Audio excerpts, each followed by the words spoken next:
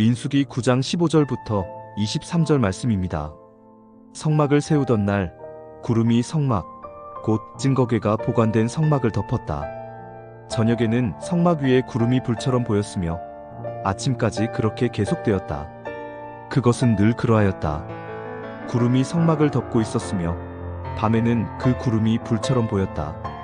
구름이 성막 위로 거쳐 올라갈 때면 이스라엘 자손은 그것을 보고 난 다음에 길을 떠났고, 구름이 내려와 머물면 이스라엘 자손은 바로 그 자리에 진을 쳤다. 이스라엘 자손은 이렇게 주님의 지시에 따라 길을 떠났고 또한 주님의 지시에 따라 진을 쳤다. 구름이 성막 위에 머물러 있는 날 동안에는 진에 머물렀다. 그 구름이 성막 위에 여러 날 동안 오래 머물면 이스라엘 자손은 주님의 명을 지켜 길을 떠나지 않았다. 구름이 성막 위에 며칠만 머무를 때도 있었다. 그때에는 그때대로 주님의 지시에 따라서 진을 치고 또 주님의 지시에 따라 길을 떠나곤 하였다. 구름이 저녁부터 아침까지만 머물러 있을 때도 있었다. 그럴 때에는 아침이 되어 구름이 거쳐 올라가면 그들은 길을 떠났다. 낮이든지 밤이든지 구름만 거쳐 올라가면 그들은 길을 떠났다. 때로는 이틀이나 한 달이나 또는 몇 달씩 계속하여 구름이 성막 위에 머물러 있으면 이스라엘 자손은 그곳에 진을 친 채 길을 떠나지 않았다. 그들은 구름이 거쳐 올라가야만 길을 떠났다. 이렇게 그들은 주님의 지시에 따라 진을 쳤고 주님의 지시에 따라 길을 떠났다. 그들은 주님께서 모세를 시켜 분부하신 대로 주님의 명령을 지켰다. 네, 샬롬. 오늘도 말씀 앞에 나오신 여러분들을 축복합니다. 여러분들은 고장난 장난감을 갖고 놀아보신 적이 있으신가요? 고장난 장난감의 특징은 명령을 제대로 수행하지 못한다는 것입니다.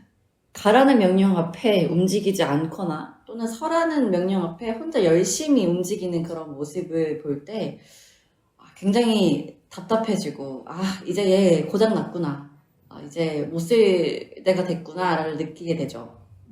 우리는 하나님 앞에 이러한 장난감은 아닙니다. 하나님은 우리를 인격적으로 대하시고 또 우리를 하나님의 자녀로 불러주셨습니다. 그런데 때로 우리는 고장난 장난감처럼 우리의 영혼이 고장나서 하나님의 음성에 온전히 행하지 않을 때가 있는 것 같습니다. 고장난 장난감은 버리고 새 것으로 사면 되지만 인간은 그럴 수가 없죠. 그렇게 늘 하나님께서는 우리의 이 고장난 마음을 하나님의 말씀으로 훈련시키는 그런 연단을 행하시는 것 같습니다. 오늘 본문에서도 보면 이스라엘의 행진 가운데 순종을 요구하시는 하나님의 모습을 볼 수 있습니다. 15절에 보면 성막을 세운 날에 구름이 성막 곧 증거의 성막을 덮었고 저녁이 되면 성막 위에 불 모양 같은 것이 나타나서 아침까지 이르렀다 말씀합니다.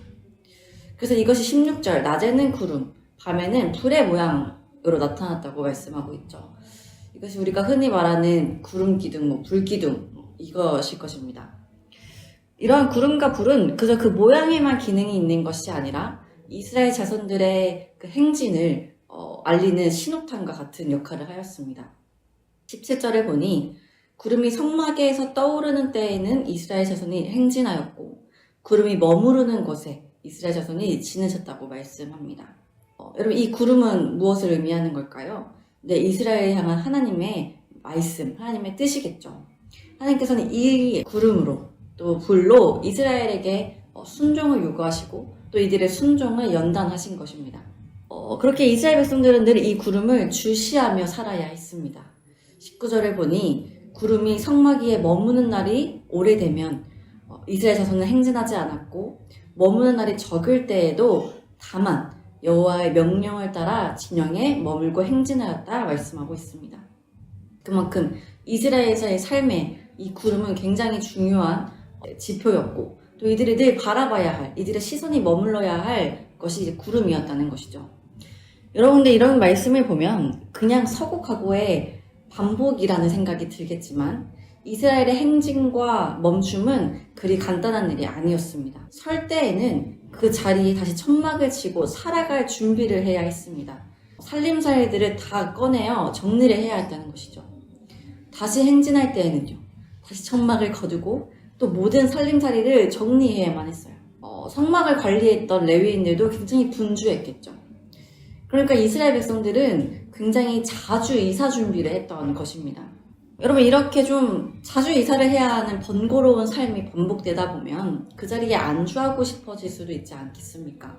살던 곳을 정리하여 다시 움직인다는 것이 굉장히 힘들고 번거로운 만큼 하나님께서 움직이라 하실 때에도 움직이고 싶지 않은 마음이 있었을 수 있습니다.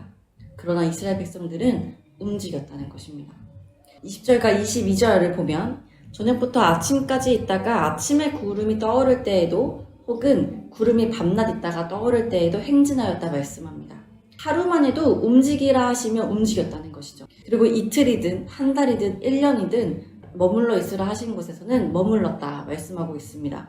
이 또한 생각해보면 그 자리에 머물고 싶지 않은 곳임에도 머물렀다는 것입니다. 오히려 행진하고 싶은 그런 상황에 놓여 있을 때에도 하나님께서 1년에 머물라 하시면 이스라엘 백성들은 그저 순종함으로 1년에 그곳에 머물렀다는 것이죠. 여러분, 이것이 순종입니다. 이것이 영혼이 고장나지 않은 자들의 모습입니다. 그렇다면 우리는 장난감도 아니고 인격을 가진 자들로 우리의 의지대로 살아도 되는데 왜 하나님의 뜻에 이제 순종하며 살아야 하고 또 이런 연단을 받아야 하는 것일까요? 만약 이스라엘이 하나님의 뜻을 무시하고 자신들이 가고 싶을 때 가고 서고 싶을 때 섰다면 어떠한 일이 발생했을까요? 이스라엘 백성들이 지금 걷고 있는 것은 광야입니다. 광야에서 한낮은 굉장히 뜨거웠다고 합니다. 또 밤은 그 일교차가 너무 클 만큼 굉장히 추웠다고 하죠. 그리고 특별히 광야에는 정갈과 같은 사람에게 위협이 되는 그런 것들이 굉장히 많았다고 합니다. 그러니까 이스라엘이 이런 하나님의 말씀을 의지하지 않고 자신들의 방법대로 살아갔다면 낮에는 그 더위에 죽었을지 모르고 밤에는 그 추위에 죽었을지 모르고 또 여러 정갈과 같은 이런 위험한 것들에 노출이 되어서 또 많은 백성들이 목숨을 잃었을지도 모릅니다. 그렇게 하나님께서 이스라엘을 인도하셨던 이 구름과 불 모양은 단순히 행진의 신호탄이 아니라 이스라엘 백성들을 보호하는 것이었다는 겁니다. 낮에는 뜨거운 햇볕에서 구름으로 이스라엘을 보호하고 밤에는 추운 광야의 날씨에서 불로 이스라엘을 보호하시고 또 그 그늘 아래 모든 광야의 위험으로부터 이스라엘 백성들을 보호하셨던 하나님의 그늘이었다는 것이죠. 그러나 이스라엘이 하나님의 뜻을 따르지 않고 혼자 서고 혼자 갔더라면 정말 많은 백성들이 광야에서 죽었을지도 모릅니다. 이처럼 하나님의 뜻은 우리를 살리시는 데 있으시고 결국 우리를 살려 그 약속의 땅, 가나안 땅으로 이끄시는 것에 목적이 있습니다. 사랑하는 여러분, 여러분들은 하나님의 말씀 앞에 어떻게 반응하고 계십니까? 우리를 향한 하나님의 말씀보다 우리의 뜻, 우리의 계획을 앞세우고 있지는 않습니까? 우리를 향한 하나님의 마음을 의심하며 그 말씀을 따르기를 주저하고 있지는 않으십니까? 우리의 삶은 이스라엘 백성들이 걸었던 광야길과 같습니다. 꼭 매서운 바람이 불 때도 있고 뜨거운 햇볕이 내리칠 때도 있습니다. 뿐만 아니라 정갈과 같이 우리의 삶을 위협하는 문제들이 생길 때도 있습니다. 이러한 문제 가운데 우리가 취해야 할 삶의 지혜가 무엇이겠습니까? 하나님의 그늘 아래 들어가는 것, 하나님의 통치 아래 들어가는 것입니다. 우리를 살리시고 보호하시는 그분의 전능하신 손 아래 들어가는 것입니다. 하나님께서는 우리보다 우리의 미래를 더 먼저 보고 계시고 또 우리를 보호하시며 우리를 살리실 능력이 있으신 분이십니다. 그러니 그분이 서라 할 때 서고 가라 할 때 가는 그 길은 우리 스스로 걷는 인생길보다 더 복되고 평안한 길일 것입니다. 마치 처음 걷는 인생의 길에 내비게이션을 켜고 가는 것처럼 말입니다. 또한 우리가 생각하고 꿈꾸는 우리의 인생은 어쩌면 우리의 생각의 한계를 뛰어넘지 못해 작디 작은 인생의 목적을 가진 그런 인생일 수 있습니다. 마치 물 한 모금을 얻기 위해서 분주한 삶을 살고 있는 자들처럼 말입니다. 그러나 하나님께서 우리를 인도하시는 그곳에는 생수의 근원이 있습니다. 때로 그 생수의 근원을 얻으러 가는 그 길이 우리가 이해되지 않는 길일 수도 있고 또 우리가 안주하고 싶은 삶의 어떤 조건들을 버려야 하는 길일 수도 있겠으나 여러분, 그분을 신뢰하시기를 소망합니다. 우리의 생각과 하나님의 생각은 다르며 우리를 향하신 그분의 생각은 재앙이 아니요 평안입니다. 우리를 사랑하신 하나님께서 우리의 삶을 인도하실 때 고장난 우리의 영혼을 주께 맡겨드리며 주님의 말씀에 온전히 순종하여 또 그분이 인도하심에 따라 그분의 평안을 누리고 또 그분의 복을 누리는 우리 모두가 되기를 간절히 소망합니다. 함께 기도합시다. 하나님, 오늘도 말씀으로 하루 시작하게 하시니 감사합니다. 주님, 오늘 말씀에서 구름과 불로 이스라엘 백성들을 인도하신 하나님을 보았습니다. 또한 그 인도하심에 따라 앞으로 걸어가기도 또 멈추기도 하는 이스라엘 백성들의 모습을 보았습니다. 주님, 삶의 여정을 멈추고 또 나아가는 길이 쉽지 않음에도 이스라엘 백성들은 하나님의 말씀에 순종하며 나아갔습니다.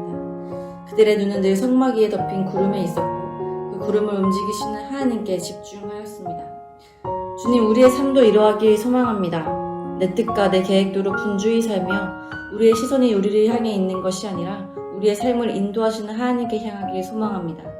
그래야 주님께서 가라 하실 때 가고 서라 하실 때 서는 순종의 삶을 살아가게 하여 주옵소서. 하나님의 뜻대로 사는 것이 삶의 지혜이며 그것이 가장 복된 길임을 신뢰하게 하셔서 결국 우리의 광야 같은 인생의 여정을 혼자 걷지 않게 하여 주옵소서. 오늘도 말씀으로 아침을 열며 나아가는 주의 청년들을 기억하여 주셔서 오늘 하루의 삶에 이들이 가고 서야 하는 것이 무엇인지 알려주시고 또 그 음성을 듣는 청년들은 그 말씀에 순종하는 믿음으로 반응하기를 간절히 소망하며 귀하신 이름 예수님의 이름으로 기도드립니다.